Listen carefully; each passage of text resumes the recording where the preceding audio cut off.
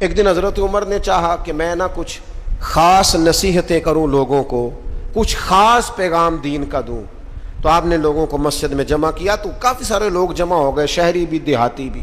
حضرت فاروق اعظم رضی اللہ تعالیٰ عنہ نے کتاب و سنت کے پیغام کو بڑا چن کے، بڑا تلاش کر کے اور بڑی ذوق سے، بڑی وارفتگی کے ساتھ، بڑے خاص لہجے میں ان لوگوں تک پہنچایا. جناب عمر نے بڑے درد سے باتیں کی اور لوگوں نے سنی. گفتگو ختم ہو گئی، لوگ اپنے اپنے گھروں کو چلے گئے. حضرت فاروق اعظم رضی اللہ تعالیٰ عنہ گھر گئے، اپنے بچوں سے، اہل خانہ سے فرمانے لگے جو گفتگو میں نے مسجد میں کی ہے تم نے بھی سنی ہے کہ نہیں؟ نے کہا جناب ہم نے بھی سنی ہے. آپ فرمانے لگے میں نے آخر میں ایک بات بھی کی تھی. کہا جی ہاں آپ نے آخر میں کہا تھا جس نے میری بات پر عمل نہ کیا میں سزا بھی دوں گا، کوڑا بھی اٹھے گا، حد بھی جاری ہوگی. اگر جو حدود اللہ میں نے بیان کی ہیں اگر کسی بندے نے ان کو کراس کیا تو سزا بھی. کہا جناب بالکل ہم نے سنا ہے، آپ نے فرمایا ہے کہ جو نہ مانے گا اسے سزا بھی ہوگی. تو عمر کہنے لگے اب تم ایک بات اضافی سن لو، وہ جن کو میں نے تقریر سنائی ہے نا اگر وہ نہیں مانیں گے تو سزا سنگل ہوگی، اور اگر عمر کے گھر والے نہیں مانیں گے تو پھر سزا ڈبل ہوگی.